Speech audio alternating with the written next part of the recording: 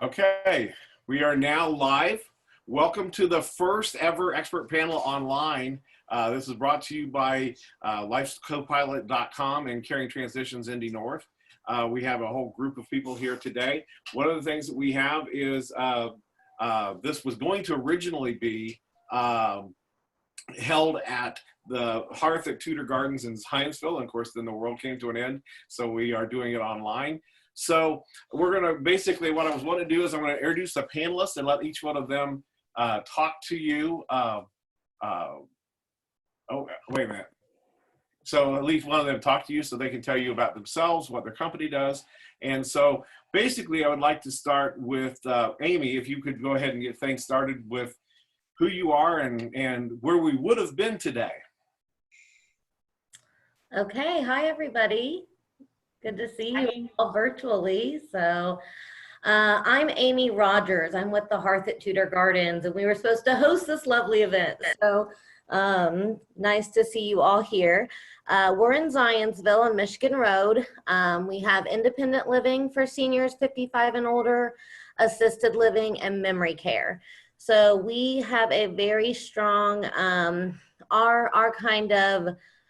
our thing that makes us different is aging in place. So we are set up for folks to be able to move in while they're still independent and be able to stay in the same apartment throughout their whole lives, hopefully, by managing an even higher level of care without requiring a move. So that's kind of our niche, and hopefully you'll learn a little bit more about us today. But yeah, glad to see everybody.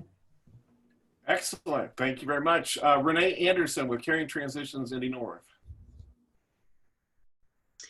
Hello, I'm Renee Anderson, obviously, with Caring Transitions, as Jim just introduced me as. Our company, one of the things that we specialize in is downsizing and relocating seniors.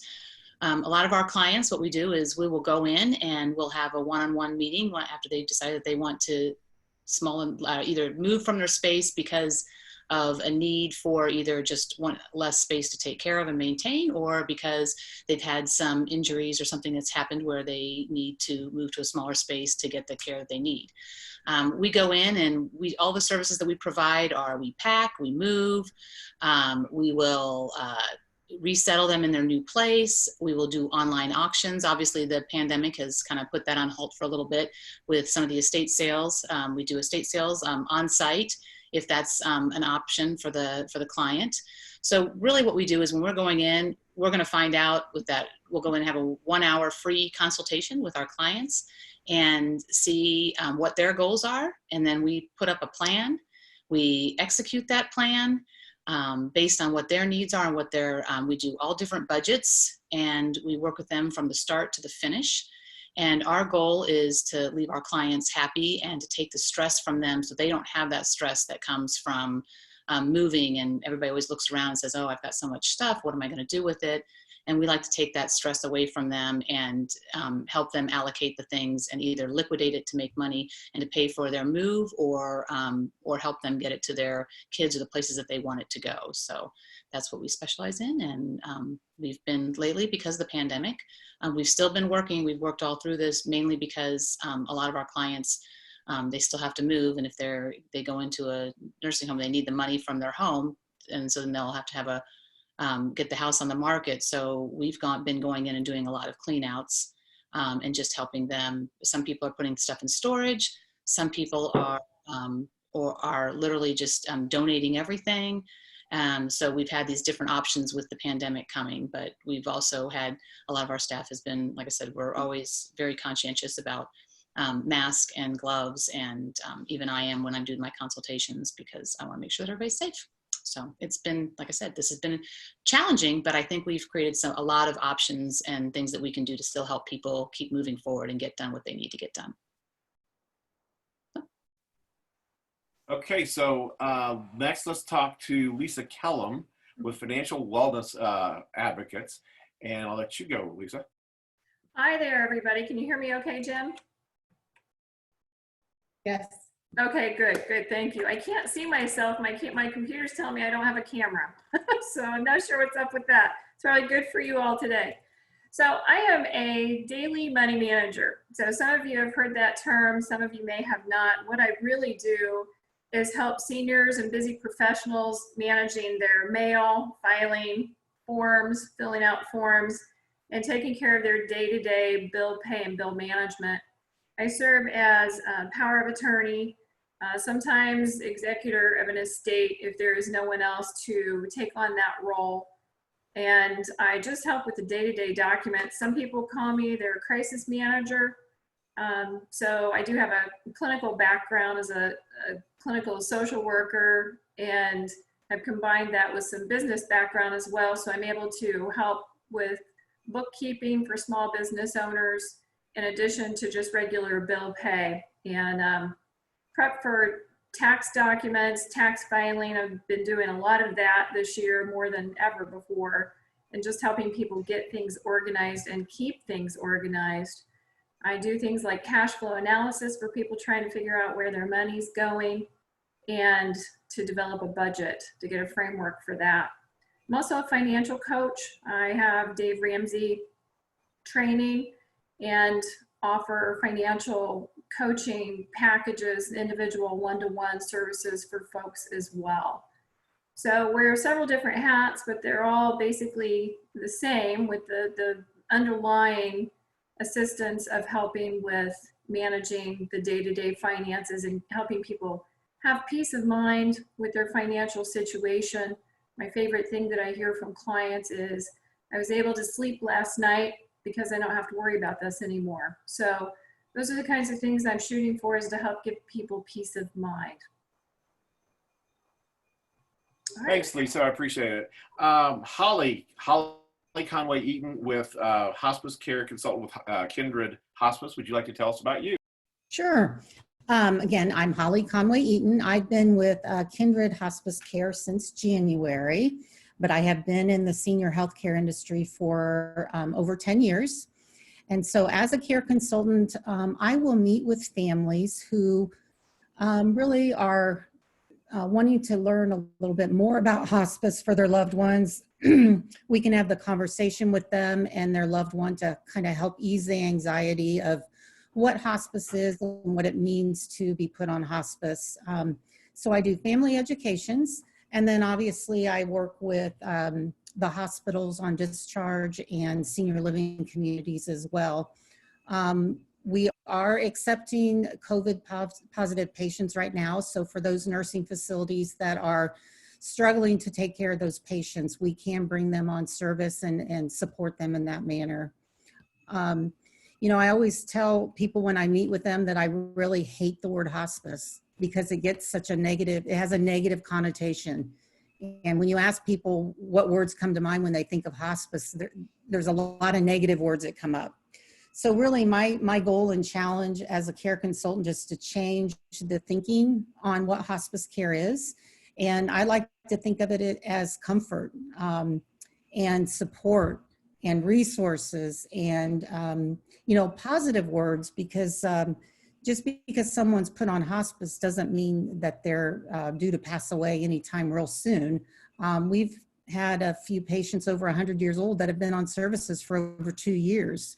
So just raising the awareness of what hospice is and what it isn't, and letting people know what resources come along with hospice. And it's 100% Medicare paid for benefit.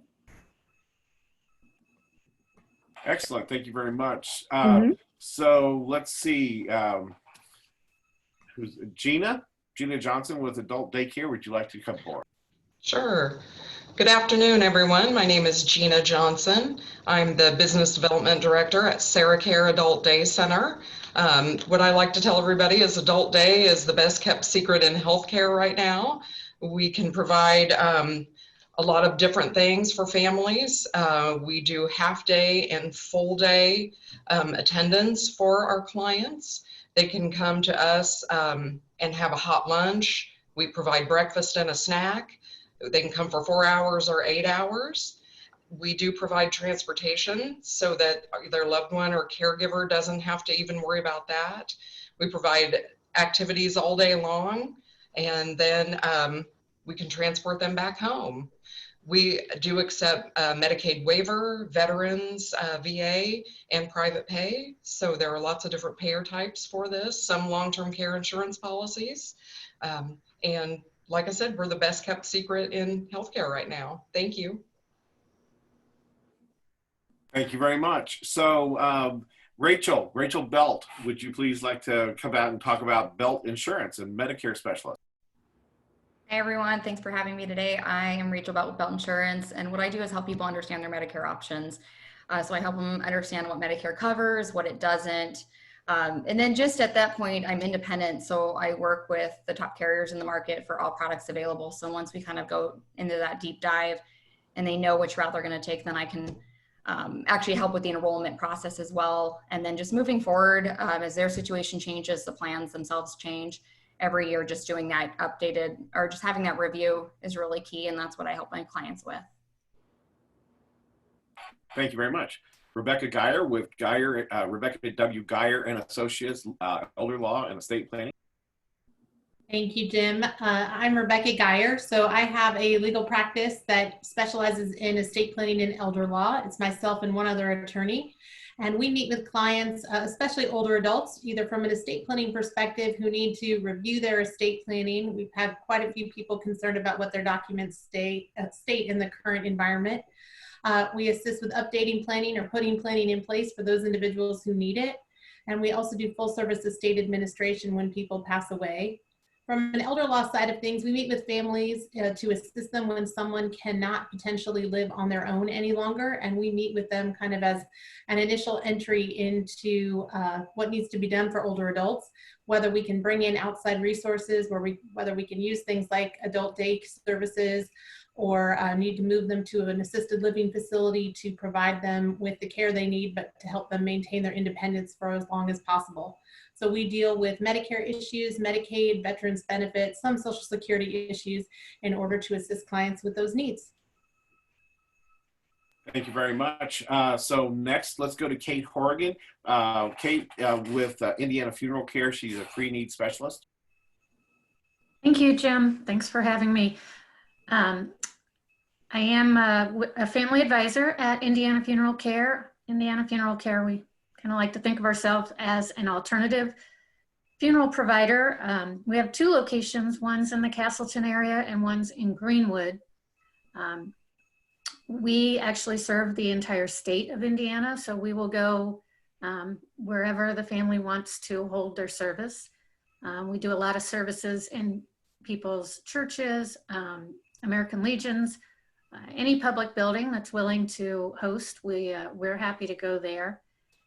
Because of this, we're able to essentially keep our costs down. Our market is a lot bigger, and we've been able to keep our costs down. So we'll be, about a half to maybe a third of what another funeral home might charge. So we're endorsed by the American Legion Department of Indiana, and very proud to be able to serve our veterans. So would like to talk today just about the benefits of pre-planning. Thank you very much. So next, Dave Holder. Dave is with Assisted Living Locators. I'll let you go, Dave. Hey everyone, thanks Jim. So I'm the owner of Assisted Living Locators here in North Indianapolis. So I help seniors and their families navigate all the senior living options, be it independent, assisted living, or memory care. And we're not an internet referral-based service. We like to say that we're boots on the ground. So I will be your no-cost partner from start to finish. So from providing an understanding of what it is you're looking for, from amenities to care levels to your long-term plans. I make recommendations based on that. I take you on the tours and act as your advisor and to help you through this entire process to the decision making and beyond. So I will be with you all the way through this. So yeah, that's Assisted Living Locators. Thanks, Jim. Thank you, Dave. And Judy Watke of the Watke team at Remax Ability Plus and SRES Realtor. Thanks, Jim. Judy Watke, Remax Ability Plus. I've been with Remax for 19 years. Started with Remax 19 years ago, and I am an SRES, which is a seniors residential real estate expert. Specialist, and we basically work together with our clients in helping them either as they're preparing to go into a assisted living facility or downsizing, or even sometimes working with the families as they're moving their parents into their next level home, or moving their parents into their facility or their home, or into a facility. So partner a lot of times with a lot of the people that are on this panel in helping everyone get the things that they need in a timely and expeditious fashion. Excellent. Jack Barlow with AMRAMP. Let you go, Jack. Okay, first I'd like to tell you that my camera works, so I apologize for that. I am actually a certified aging in place specialist. And what that means is that I can go into your home and help you with anything that you need for mobility wise. A lot of people have a hard time getting into the house. Sometimes when you're in the bathroom, grab bars, things like that you need. So we provide all of that for you. We do wheelchair ramps, vertical platform lifts, stair lifts, grab bars, whatever you need, we can get it taken care of for you. Some of our clients range from people that are just growing older and just don't want to walk up steps anymore. So we can provide a ramp so they can just walk up a ramp instead of using the steps. Other people are injured and they need a ramp temporarily. We can rent them. You can purchase it or rent it from us, but injuries, most always people will just rent, and that's fine. And then we have clients that are getting out of a hospital or rehab from a nursing home. One of the things that we can do that we're proud of, and our kind of our niche, is that we can get to you very quickly. So if you fall and break your leg and you can't get into your house, we can have a ramp there usually the next day. Or sometimes we even have it the same day. I never promise that, but there are times where we can do it for you in the same day. So we're there to help you. We're there to help you keep your home so that you can stay in your home. Or if you're looking at another home that you really like, but you say, I can't do these steps, well, give us a call and we can tell you what it would take to get a ramp there so that you can buy the home that you want and be able to use it. So we're here in this. The other thing that we are is we're a subsidiary of a company called Pathfinder Services. Pathfinder Services provide group homes for the mentally handicapped. As we all know, Medicare and Medicaid don't pay enough money. We can have our group home full and still not have enough money to pay all our bills. So we look for other ways to raise money. And one of the ways that we looked for is my company called AMRAMP. And so all of our proceeds go back to our umbrella company, Pathfinder, to help people stay in their homes. So when you purchase a ramp from us, obviously you're happy that you've got a ramp. And we're happy because we can help provide a place for people to stay that are mentally handicapped. Thank you. That's very good. Thank you very much. I do want to open this up for questions. If you've got questions, there's a Q&A button on the bottom of your screen that you can go to. Any of the panelists would like to talk to each other. You guys all have a microphone, so go right ahead and do so. But I want to start off real quick with a question I'd like to know for Amy. Basically, what I was wanting to find out is what are the total services and stuff that are available there at the Hearth?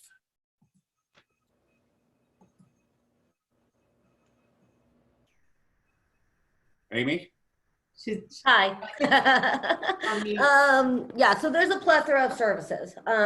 What we offer here is they're apartment homes. So it's studios, several one-bedroom floor plans, and two-bedroom apartments. So they're very homey. They all have full kitchens, lots of laundry facilities on all 3 floors. So they're set up for if, Mrs. Smith is sick of cooking and maintaining her yard, it's a great place where she can come. Her meals are provided. We'll do some light housekeeping for her each week. And, or say Mr. Smith that doesn't drive anymore. We've got transportation services. So those are kind of some basic services.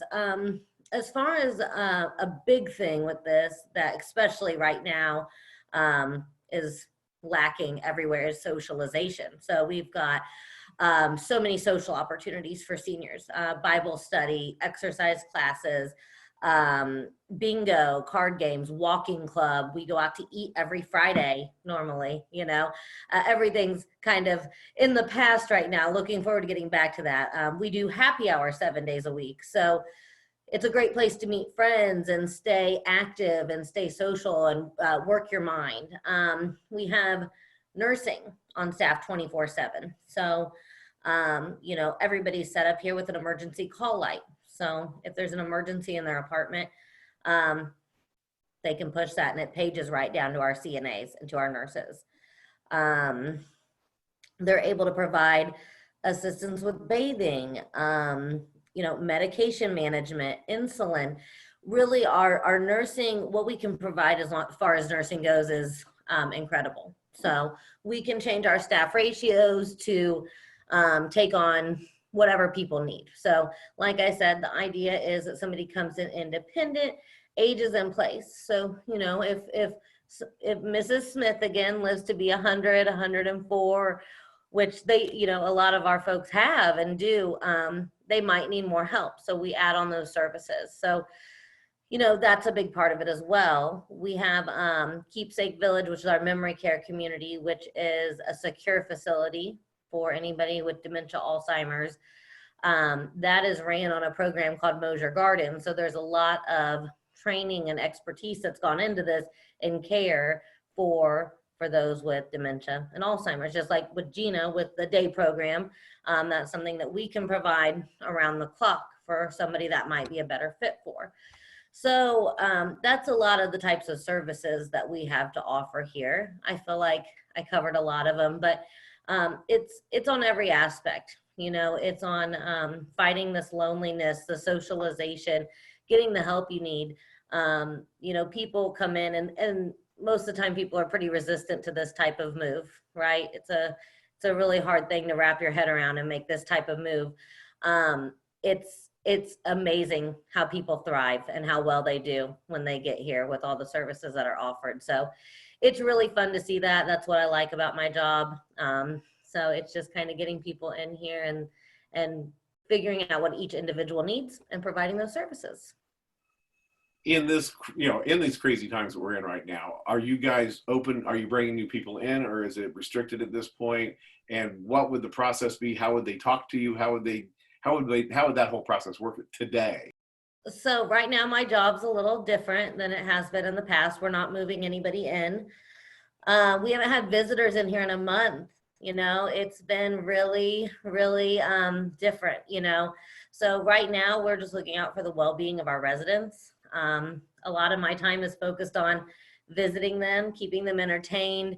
We've had so much outpouring support from the community, bringing in flowers and animals around, you know, walking around the building. And we had Workout Wendy here today, and she was working out with all the residents. So just trying to keep them entertained. We have an incredible offer that we're offering to people.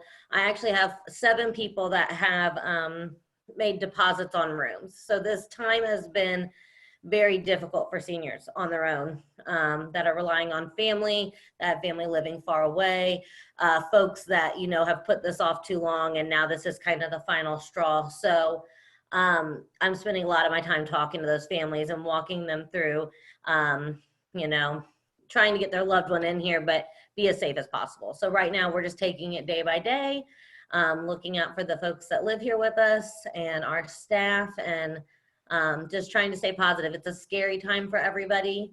You know, our residents.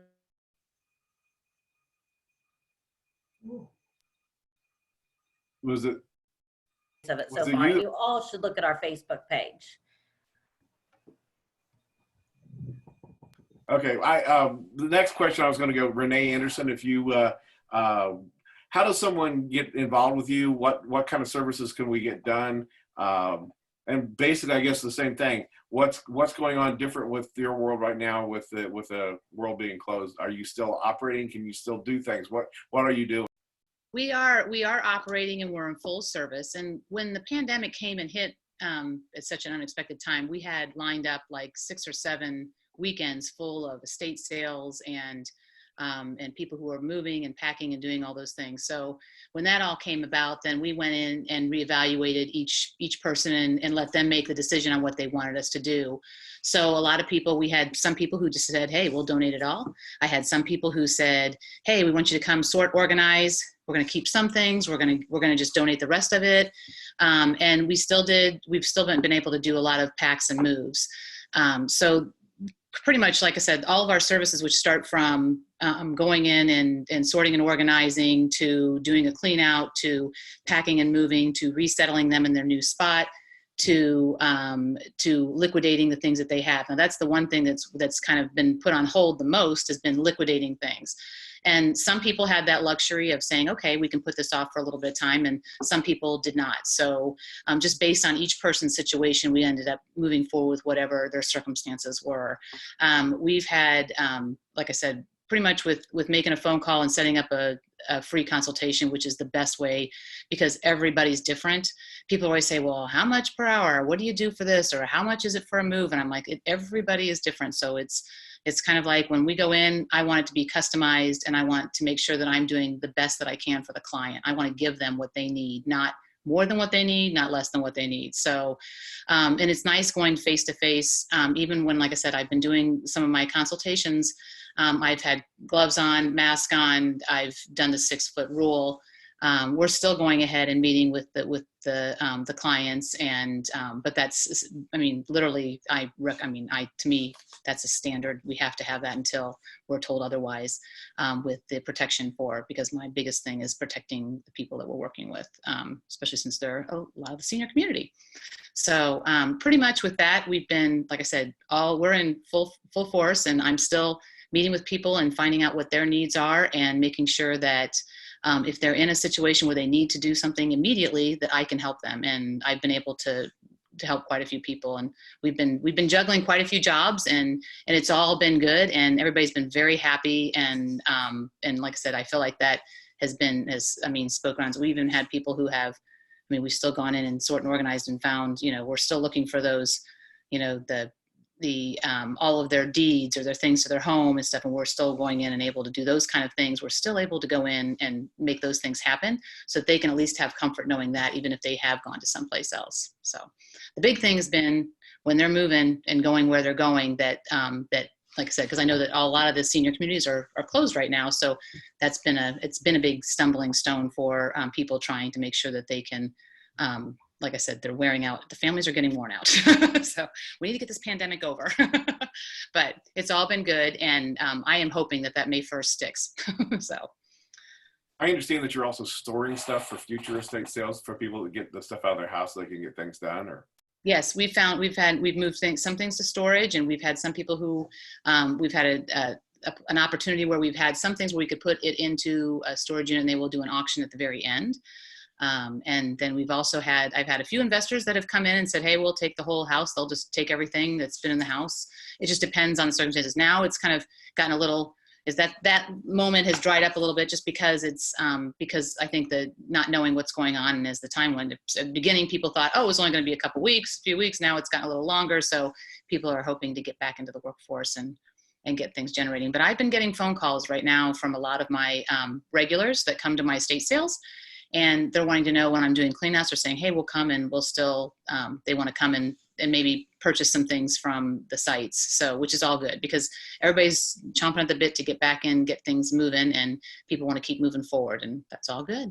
So. Very good. I was going to say, Holly, I think that as far as from what I can tell, coming into the senior world, it seems like hospice is probably the most misunderstood word in the industry. I had no idea it was about treating symptoms so people feel better, rather than the cause that's not going to get better. So could you kind of explain to people really what kind of helped them get over that process? Yeah, so, and you're exactly right. I heard an unbelievable statistic recently that said that out of all the Medicare eligible patients that are also eligible for hospice, only, I think they said only 3% get put on services, which is so sad to me because hospice can offer so many resources for the families, well, the patients and the families. So again, what I feel that hospice is all about, and I feel truly blessed that I'm able to have these conversations with people and be of support to them during one of the most difficult times in their lives, is that hospice is, in essence, just making sure that someone is comfortable. There's a misnomer out there that if someone goes on hospice, they have to stop all their meds, they have to stop every treatment. While it is true that if you go on hospice, you do need to stop curative treatments, we will still offer treatments to keep people comfortable. So if people need IV fluids or a medication that keeps them comfortable that they were on, those are all allowed. So it's about bringing in a whole team. You know, when you go on hospice, you get a team of people that serve not only the family, but the patient. It comes along with not only nursing, but a home aide, a chaplain, a social worker, and a volunteer. You get all 5 people coming into the home or the facility, wherever the patient may be, supporting that family and patient. So it's about resources. You know, when you go on hospice, people don't understand, but all of the supplies related to your care are covered under Medicare. So if you're currently buying, you know, pull-ups, briefs, rubber gloves, any of those supplies are delivered to the home and they're covered under the Medicare benefit. So if someone's on Medicaid and they would like to go on hospice, it all converts to Medicare and it's 100% paid for. People can still keep their regular doctor if they want. They don't have to, because we do have a physician that will oversee their care, but they can keep their doctor if they'd like. Another thing that's misunderstood is people think that they have to have a DNR on file in order to be put on hospice. That's a do not resuscitate. You do not have to have a DNR to be on hospice. And again, it's about, sometimes when people go on hospice, because they're getting actually more care, they end up getting better. So some people get a little bit better when they're on hospice, but it's really all about making someone comfortable, making sure that their needs are met and that we're supporting them and the family during the process. So Kindred also has a home health department. So we do skilled care in the home and in facilities. So when someone is at a point where skilled care doesn't seem to be making a difference for them, they're not able to see any improvements, we can transition them over to our services, and then they can get that home aide coming in and the nurse coming in and still continue to get support. So yeah, it's a wonderful service. It just saddens me that it's not used more, because it's about resources, it's about support, it's about comfort. Yeah, I know myself, what only experience I had was for my dad, and we found out about, she actually arrived 15 minutes after he died. So that was the first, so we didn't get any of those benefits because we had no idea they were there. And you're right. Unfortunately, so many times we pick up patients when they've got a week or 2 to live. And, in reality, what I didn't realize about hospice until I started is that it's not easy to become eligible, but a lot of people can be eligible and they don't even realize it. So if someone's on oxygen, there's a good chance they may qualify. If you've got comorbidity, so several disease states going on at one time, there's a chance you could be eligible. So what we do in those cases is send out our nurse, and she'll assess and decide if someone's ready for hospice. But again, I want people to stop thinking of hospice as a death sentence, as you're going to die within a week or 2. Again, we've had people on services for years, and it's really the support that they get and the families they get. You just can't. It's unbelievable how little it's used. Quick question. Can you, if the dementia, because dementia can be for years and years and years, do people go on it when they just have dementia, or is that not something that would qualify? So it is, dementia and Alzheimer's is a disease state that can qualify someone. There's a scale where they determine someone's abilities, and it's called the FAST scale. So you have to meet certain criteria to be ready for hospice. And some of those are things like, you know, you can only speak a handful of words. You're not able to perform ADLs on your own, assistance of daily living activities on your own. You know, you're not mobile. So there's different factors that go into that. But at some point, absolutely, we do a lot of hospice with those patients. Thank you. Mm-hmm. Thank you very much. Lisa Callum, I'll tell you what, I'm going to go back and kind of pick on you to kind of tell what you do, because I remember sitting down with you talking and thought it was financial planning, and then I found out it was something really cool. So would you kind of give an idea what it's like to work with you, and how what a client, a best person to be looking for your services?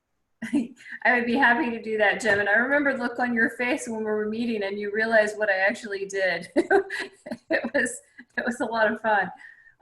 Fun for me too, because you really understood the need for what I do. So I explained to Jim, I often go in, I have been called in times of crisis where family members need help with a loved one who has either dementia and they're not able to manage their bills anymore. They've lost their online passwords and don't even know how to get online anymore. Several folks have macular degeneration and just are able mentally, cognitively to manage their mail and bills, but they can't see anymore to do it. So I've been able to help out in situations like that. I have several family members that live out of state that have loved ones here and they just can't be here, and go and meet with them and sit around their table and open their mail with them and answer questions about their mail. So I do that and really become a trusted assistant to them. And I tell them, I name a team for them generally. When I meet with them, and I tell them if they need other services that they will have a team. And so it's team whatever it is, team Ashley, team Elizabeth, team whatever, and surround them with the people that are going to help them out. So in addition to the services I provide, as other services are identified that are needed, I do a little bit of case management if needed, if they need a plumber, if they need you know, anything from household stuff to an attorney to having the house modified, whatever the service may be, realtor, any of you that are on the phone today, those services may come in needed. So I help make those connections too. So I'm a connector for them as well. But I often will go in blue jeans and sit on the floor and go through files, relabel files. One story that I think a lot of people really like is a lot of times I do forensics work. And I had a situation once where a family member had hired me to help an aunt. And the aunt, they weren't sure what her financial situation was or where they were going to have her living, because she wasn't going to be able to live on her own for much longer. So I ended up coming across a piece of paper that said Vanguard, but it had no account information. There was no information anywhere. She had a pension coming in, but it was a small amount. And long story short, ended up finding about $1 million that she didn't know she had anymore. And family members sure didn't know that she had. And she is now living in a facility where she is being well taken care of and will for the rest of her life.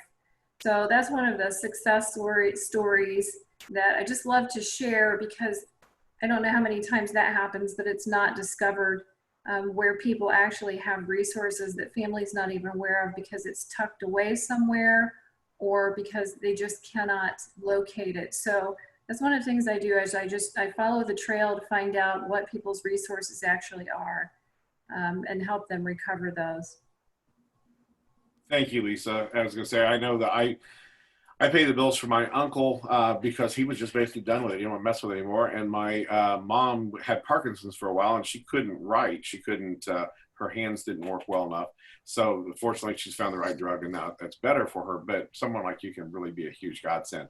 Gina, would you like to talk about adult daycare? I think that's another one that most people don't know anything about. Sure. Thank you. One thing I would like to add that we can do at Adult Day, we do have an RN on staff. So we can do anything within her license. We have a lot of diabetics. We can pass medications. We do feed tubes. We do wound care. So I don't think a lot of people are aware of that. And that is something we can do. Also, depending on the adult day and the home health company, they can come in and do physical therapy and occupational therapy with someone that attends adult day. We do a lot of outings. Some of our favorites, of course, when we could go out to lunch, go to movies, different things like that.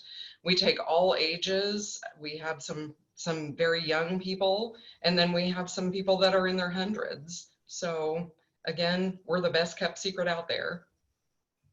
So how's things going today? Are you allowed to operate today, or what's the story? Unfortunately, we are closed. Right now, the Division of Aging did close all the adult day centers in Indiana. So most of the adult days, or all of the adult day centers are closed. We're hoping to reopen maybe in May, maybe later. We're just waiting to get word on that. So yes, but right now we are closed. Are you partnering with like in-home care companies to help with this for the client, or? We can do some things. We can do what's called attendant care. We have CNAs on staff, so we can go in and help with some different things within the home. We can also provide home cooked meals. We make phone calls right now to our clients and their family members weekly to see how they're doing, to make sure that they have plenty of supplies, water, food, medications. So yeah, we can still help them. Well, that's awesome. I didn't know how. I mean, I knew you guys were having quite a battle to fight right now. So yeah, we're still there for them. That's great news.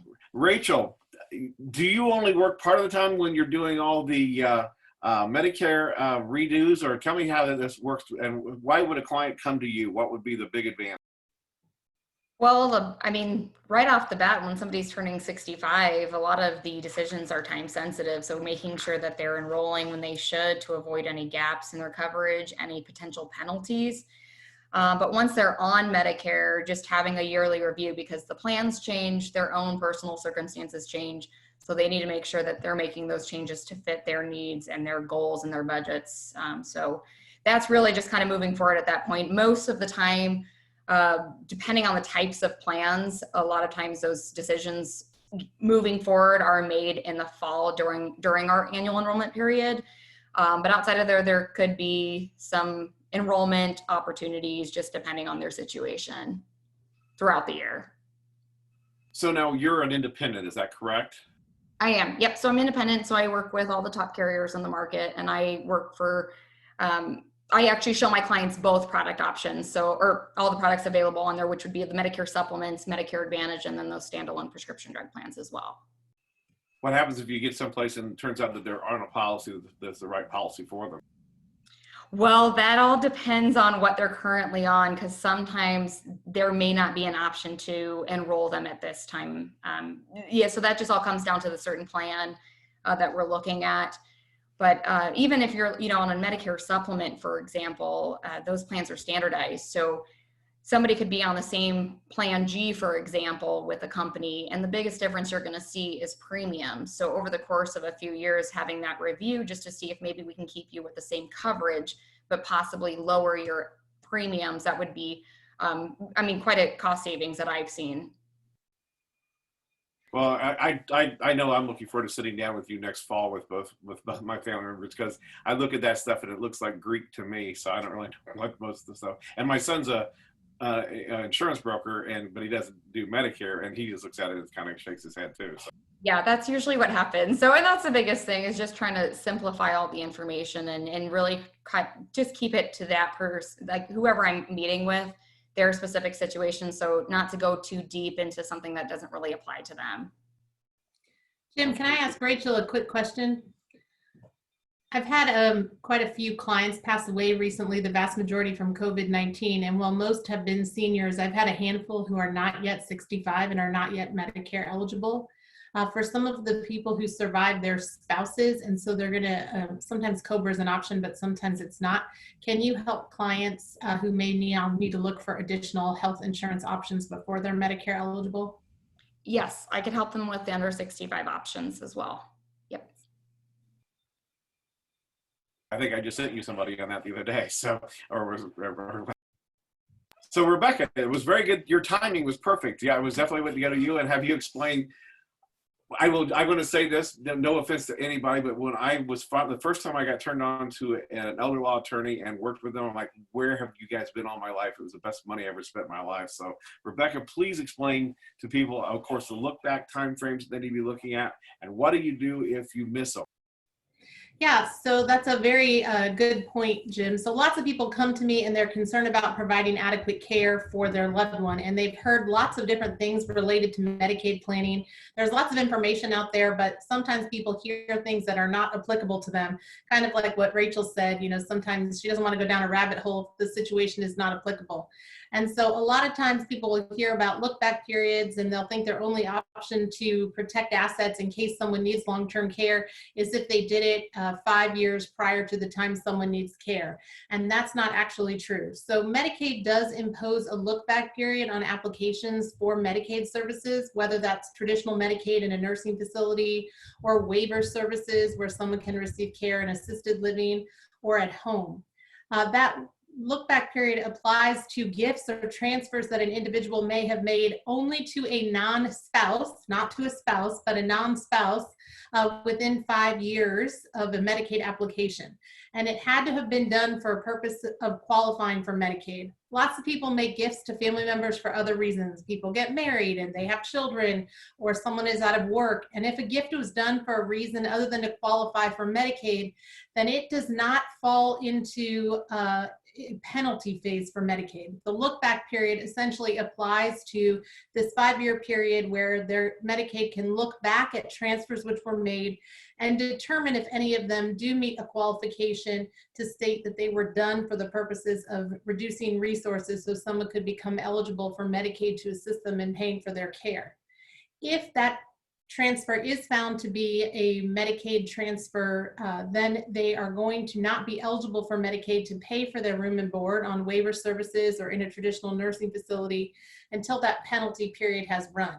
And so that penalty period is going to be determined by the amount of the transfer divided by the actual Medicaid penalty divisor that is set forth annually through the state. Even though someone may fall with transfers within the look back period, that doesn't mean that 5 years has to pass before someone needs assistance. And that's because sometimes either a transfer does not count as a Medicaid transfer penalty. It was done for a purpose other than to qualify for Medicaid. It was done between spouses, or the penalty that is imposed is just much shorter than 5 years. So they don't have to wait the full 5 years. Even though we have this look back period, I encourage people to meet with a professional who understands these rules. It's never too late if there are some remaining assets to do planning. It's just what that planning would look like is different depending on where they are in the process. So sometimes we make transfers on purpose in order to make sure there are some funds set aside so if that person has needs in the future which aren't covered by Medicaid, there are still funds available to meet those needs. Thank you. That's, like I said, it's so complicated and scary, and it's wonderful to have someone that guides you through the process. You know, I know for my uncle, I'm the guardian and trustee and a POA, depends on all it is. I've got all these bank accounts that work together. I keep showing my wife, I go, if something happens to me, you know, these, and she goes, I'll call our attorney. So anyway, that's good. Kate, would you like to get on and explain a little bit about the pre-planning process and what the advantages are and things like that? Sure, thanks, Jim. And I just want to reiterate what Rebecca said, that you really need an expert when it comes to the Medicaid business, because the rules seem to change a lot, and it's definitely hard to keep track of. So, but as far as pre-planning, you know, this is something I've been doing for 4 years now and become very passionate about. It's one of the smartest things you can do for your family. Just the peace of mind is the word that's used all the time, but it's definitely true when it comes to pre-planning. Having been in meetings where people have put together plans for their family and their funeral, and been in those where there are no plans at all, it's definitely a a difficult time and a struggle for the family who's left behind. So what we do when we set up a funeral plan for someone is we meet with the individual, capture what their wishes are, whether it's cremation, burial, whether it is, a church service, a celebration of life, a big party at their favorite bar, and, down to details such as what outfit they want to wear if they're going to be viewed. So we try to get all that information. We also try to get information that we need for the death certificate. Some of those details are, their mother's maiden name, which when you are talking about a grandparent and finding out those sort of things, it gets a little bit remote for the family. So it's good to have all that captured in advance. And then, that's kind of the pre-planning part. And then there's also the pre-funding part. Pre-funding is great if it works out for the family because one, you lock in today's price and you don't have to worry about any inflation that might take place between now and when the death occurs. But secondly, you also can make monthly payments. So that makes it a little more affordable for most people. Most funeral homes will require payment at the time of service. So if you're talking about several $1,000s, sometimes it's difficult for the family to come up with that chunk of money. So if you can pre-plan, you can get that taken care of and make it a lot more affordable for everyone. So really can't encourage it enough because it does make the whole process of grieving a little easier, and you get to spend time with your family and your friends and not worrying about details of a funeral. So Well, thank you. So Dave, would you like to, I'll tell you what, I would have loved to have known you back when I was trying to find communities, and you go in and try to see what you can figure out, and to have an expert that actually does that would be amazing. So could you tell us a little bit what life in the world of assisted living locators? Sure. So, I mentioned earlier, my service is free. There's no cost for it. So everybody, the kind of theme of being proactive, that's what I love, is that there's no reason to wait and, get behind the 8 ball to reach out to me. I want to be a resource. So whether it's best option might be calling Jack and putting in a ramp, and then calling Holly and getting some home care, and then Gina could do the adult day and we'll move later on. But I'm there to help families navigate all their different options when it comes to senior living. So knowing the difference between assisted and a nursing home, and what the independent living is going to different from assisted living. I'm there to help them navigate and understand the costs, the different care levels, and be their advocate throughout the process. Does that answer your question, Jim? What else? It does. I mean, and you also, you're working with not just a handful of companies. You've got a wide group of people you work with. Is that?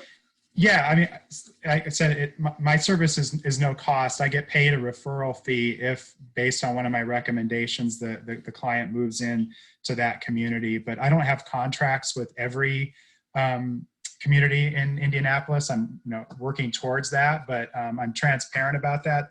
Just because I don't have a contract doesn't mean that we won't tour that community and have that be an option. I want people to understand how I get paid, but I don't want them to think that is my only motivation either. Well, thank you very much. Like I said, it's a huge service. So Judy, would you like to explain a little bit about what an SRES would do, what it's like working with you, what you, how it works with your relationship with your clients? Thanks, Jim. Can you hear me okay? I think I got myself unmuted there. Yeah. My husband and I actually work together as a team. My husband, Tom, and I work together as a team. And we have found over the years that has been a great asset for us as a husband and wife team. We can have people work with us. Sometimes people get along better with Tom, sometimes people get along better with myself, or there's just a connection that's made there. But as an SRES, a lot of times we see clients, people our age who are planning for their parents, are moving their parents. We help them make those steps in getting their home ready to sell, or someone that's already been moved into an assisted living facility. Maybe they have a home to sell and no one knows where to begin. A lot of times there are a lot of things in the homes, as Renee mentioned, items that need to be removed. What do you do with those? So having all those resources to help people figure that out is one of the things that we can help with in sitting down with the client and talking about listing their home, getting it ready to sell, what they need to do, what they don't need to do. Sometimes even trying to find those documents. Do they have a trust? Do they not have a trust? A lot of times we found that family members don't know that there's a trust. Or if they do know the trust, they don't know where the paperwork is. So being able to help track some of those items down is important also. Okay. Well, thank you. Jack Barlow, would you kind of like to tell us about how, I know that you specialize in helping people stay in their home or getting back into their home. So tell me about what it's like to work with you guys. Yeah, it's close to my heart. My father was in a nursing home, and every day I would visit him, and every day he asked if he was coming home. And he was a large man. He was probably 350 pounds. And I didn't know that there was anything out there that could take care of him, I didn't know about any lifts. I didn't know about anything. So we just kept telling him, Dad, there's nowhere we can take care of you. You had Parkinson's. You're going to have to stay here. And every day he would ask, and we said, it's safest for you and best for you to be here. And something happened, which I'm not allowed to talk about, but it wasn't safe for him to be there. And so for me to do this now is rewarding for me because I can help people. Now, there's nothing wrong with nursing homes, and there are people that need nursing homes. But I can help people if they want to get home. I can do a lot of things that would allow them to be at home. We'll work with you.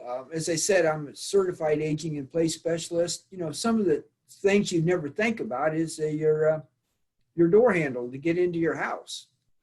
Is it a knob or is it a lever? If it's a knob, there's one day if you live long enough, you're not going to be able to open your door. It's just things like that you think about. The kitchen counter. Everybody sees the kitchen counter and cooks or does things like that. Well, how do you do that with a wheelchair? You're reaching too far and it won't work. Some of the things we can show is, take this cabinet out. You can wheelchair underneath your cabinet, and you can be there and work right on in your cabinet because you can get underneath with your wheelchair. Grab bars, of course, in the bathroom. We have what we call a super pole that there's no attachments to it. It works off of pressure. And as long as you find a joist, you can put it in the bathroom and you can do it at 90-degree increments. So you can move around, actually walk a whole circle holding onto a bar. So you can use the toilet, raise yourself up. If you have the sink, you can move it to get into the sink. You can move it again, turn it again so that you can get into the shower. So there are all kinds of things that you can do that, quite honestly, I'm embarrassed to say, but I never even knew existed. So there's a lot of things that we can help people with. And it's truthfully, it's very rewarding when people are find a way to stay in their home or be able to be taken care of. As I said earlier, we have people calling from the hospital and they said, they're releasing me, but I can't go home. I cannot get in my house. So that's something, boy, right away, we can do, a lot of times we can do it over Google Maps to see what the house looks like. We know everything that there is to know about the house, so we can actually take all the product down and have it installed, right away, so the client can get home. And there's nothing more rewarding than you hear a phone call, somebody in tears of joy that they know they can get home. So it's very rewarding. Jack, what's your territory? Where all do you cover?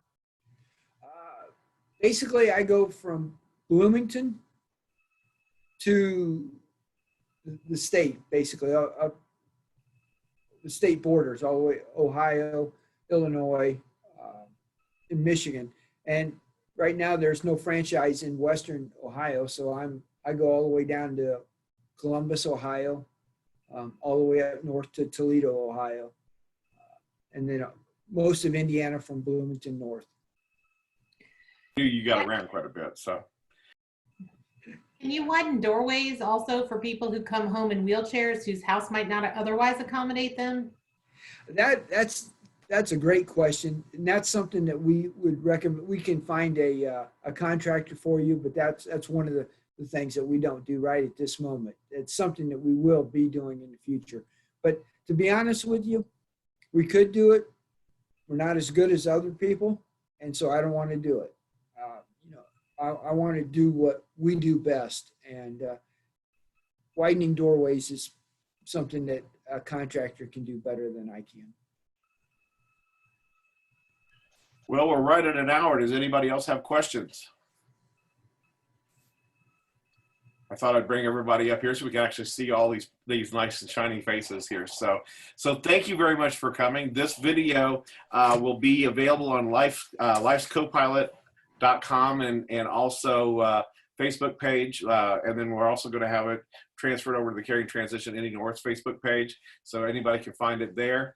We have upcoming events coming up. I know we have one coming up that we're partnering with Westfield Library for the 29th of this month. That is also, and you can find all the upcoming events at lifecopilot.com. So I just wanted to say thank you to all my panelists. You did great. I'll make sure we'll get you a copy of this video here. So, and I can't believe we actually did this. We were right pretty much on time. Fantastic. So thank you very much. Thank you for having us. Thank you. Great stuff, everybody. Bye. Yeah. Thanks, Jim. Bye. Thank you. Bye, everybody. Bye. Bye.